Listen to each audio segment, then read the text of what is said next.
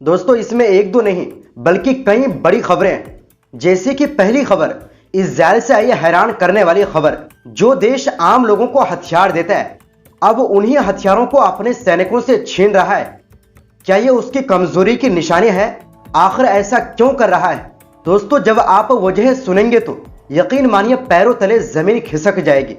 वहीं इजरायली सेना के पूर्व शीर्ष वकील की गिरफ्तारी ने मचा दी सनसनी। सच्चाई छुपाने के लिए खुदकुशी का नाटक, फिर हुई गिरफ्तार। और इसी बीच आपको बताएंगे न्यूयॉर्क में मुस्लिम उम्मीदवार जोहरान ममदानी को रोकने में ट्रंप के अलावा अरबपतियों ने झोंक दिए करोड़ों डॉलर। लेकिन लड़ाई अब और दिलचस्प हो गई।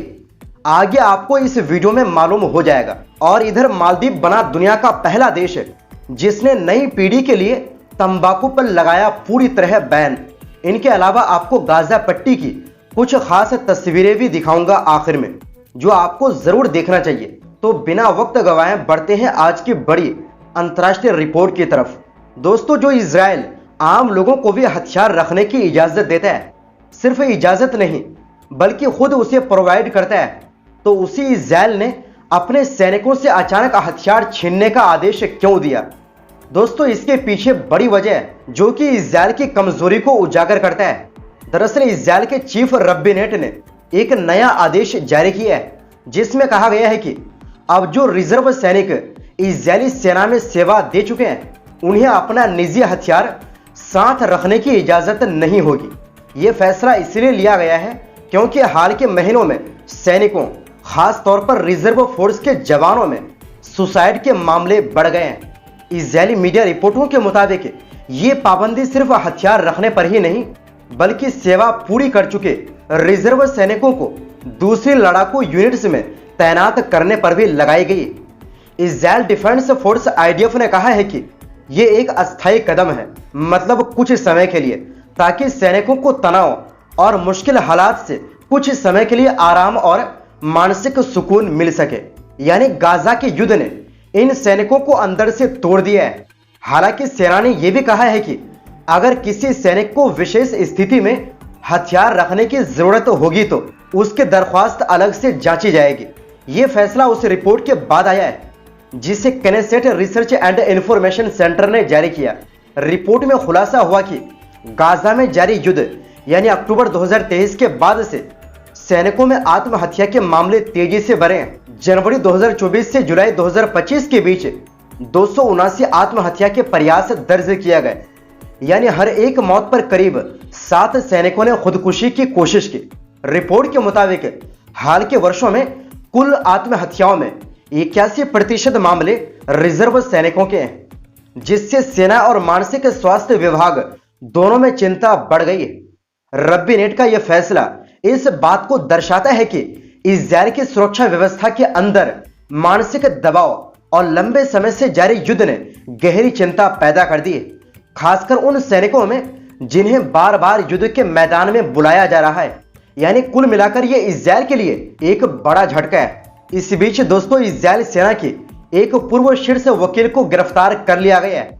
यह मामला उस वीडियो के लीक होने से जुड़ा है जिसमें कहा गया है कि इजरायली सैनिकों ने एक फिलिस्तीनी कैदी के साथ बहुत बुरा व्यवहार किया है। यानी ऐसा व्यवहार जिसे हम भूल भी नहीं सकते। दरअसल मेजर जनरल इफात तोमर यरूशलेमी ने पिछले हफ्ते इजराइल डिफेंस फोर्सेज में मिलिट्री एडवोकेट जनरल के पद से इस्तीफा दे दिया था। उन्होंने कहा था कि इस लीक की पूरी जिम्मेदारी वो खुद लेती है। रविवार को स्थिति और उलझ गई जब उनके लापता होने की खबर आई और पुलिस ने तेल अवीव के उत्तर में समुद्र तट के पास कई घंटों तक तलाश की। पुलिस ने बाद में बताया कि वो सुरक्षित मिल गई, लेकिन इसके बाद उन्हें हिरासत में ले लिया गया। असल मामला यह था कि ये मोहतरमा अपने फोन से छुटकारा पाना चाहते थे, इसलिए उसे समुद्र में फेंक दिया और इसी वजह से वो सुसाइड की नाटक की थी। मतलब लोगों को लगने लगा था कि शायद वो अपनी जान गंवा चुकी है, लेकिन बाद में मालूम हुआ कि वो जिंदा है। यानी वो सबूत मिटाना चाहते थे। वहीं दूसरी ओर दोस्तों कम से कम 26 अरबपतियों ने न्यूयॉर्क के मेयर पद से जोहरान ममदानी को रोकने के लिए करोड़ों डॉलर खर्च किए। लेकिन हैरानी की बात यह है कि 2 अरबपतियों ने उन्हीं का साथ दिया, यानी ममदानी का। दोस्तों आपको यहां पर यह भी बता दें कि खुद अमेरिका के राष्ट्रपति डोनाल्ड ट्रंप ममदानी के खिलाफ है और वो धमकी दे रहे हैं कि अगर ममदानी न्यूयॉर्क मेयर चुनाव में जीत हासिल करते हैं तो वो इस सिटी के लिए फंड बंद कर देंगे। और पहले भी ट्रंप इस मुस्लिम उम्मीदवार के लिए उल्टा सीधा बयानबाजी कर चुके हैं, क्योंकि दोस्तों न्यूयॉर्क में मेयर चुनाव में सबसे आगे जोहरान ममदानी ही चल रहे हैं और ये ट्रंप को बिल्कुल भी पसंद नहीं है। खैर हम बात करते हैं अरबपति को लेकर जो ममदानी का समर्थन कर रहे हैं। फोर्ब्स के मुताबिक पिछले हफ्ते तक 26 अरबपतियों या अरबपति परिवारों ने मिलकर लगभग $22 मिलियन खर्च किए हैं ताकि न्यूयॉर्क सिटी काउंसिल के सदस्य और चुनाव सर्वेक्षणों में आगे चल रहे ममदानी की जीत को रोका जा सके। दोस्तों ममदानी खुद को डेमोक्रेटिक सोशलिस्ट बताते हैं और उनका मानना है कि दुनिया में अरबपतियों का होना ही नहीं चाहिए। दूसरी ओर एलिजाबेथ साइमन, अरबपति जिम साइमन की बेटी, ने अगस्त में ममदानी की मदद के लिए $2,50,000 दिए।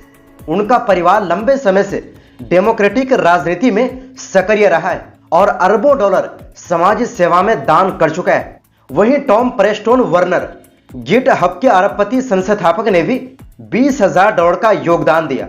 उन्होंने पहले भी नस्लीय न्याय और कोविड-19 राहत के लिए लाखों डॉलर दान किए हैं।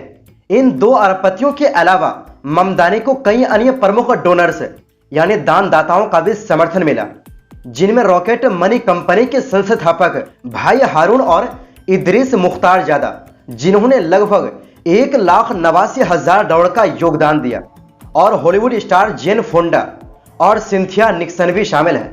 कुल मिलाकर अरबपतियों की भारी कोशिशों के बावजूद ममदानी का समर्थन तेजी से बढ़ रहा है, जिससे न्यूयॉर्क की राजनीति में नया तूफान खड़ा हो गया है। दोस्तों अगर जोहरान ममदानी न्यूयॉर्क का मेयर चुनाव में जीत हासिल करते हैं तो ये इतिहास में पहली बार होगा जब कोई मुस्लिम न्यूयॉर्क जैसे शहर में मेयर बनेंगे। वहीं दूसरी ओर दोस्तों मालदीव ने एक बड़ा कदम उठाते हुए 1 जनवरी 2007 या उसके बाद जन्मे लोगों के लिए तंबाकू के इस्तेमाल पर पूरी तरह पाबंदी लगा दी है। यानी अब इस तारीख के बाद जन्मे युवा तंबाकू नहीं पी सकते, खरीद नहीं सकते और बेच भी नहीं सकते। इस फैसले के साथ मालदीव दुनिया का पहला देश बन गया है जिसने जनरेशन आधारित तंबाकू बैन लागू किया है। द्वीप देश के स्वास्थ्य मंत्रालय ने शनिवार को यह घोषणा करते हुए कहा कि यह कदम युवाओं को तंबाकू से होने वाले नुकसान से बचाने के लिए सरकार की मजबूत कोशिश को दिखाता है। तंबाकू कंट्रोल बोर्ड के उपाध्यक्ष अहमद अफाल ने BBC वर्ल्ड सर्विस से बात करते हुए कहा कि पिछले साल पूरे देश में वेपिंग यानी इलेक्ट्रॉनिक सिगरेट पर लगा बैन इस दिशा में एक अहम कदम था ताकि आने वाली पीढ़ी पूरी तरह तंबाकू फ्री बन सके। दोस्तों अब आपको दिखाते हैं गाजा की कुछ खास तस्वीरें। फिलिस्तीनी रेड क्रिसेंट सोसाइटी गाजा के बच्चों की मदद कर रही है ताकि वो युद्ध के डर और दुख को भूल सके। इसके लिए खान यूनिस में 28 अक्टूबर 2025 को बच्चों के लिए कुछ मनोरंजक और खेल कूद वाली गतिविधियां रखी गई। जैसे कि आप देख सकते हैं बच्चों ने चित्र बनाए, रंग भरे और कार्टून देखे ताकि उनका मन खुश हो सके और वो थोड़ी देर के लिए युद्ध की बुरी यादों से दूर रह सके।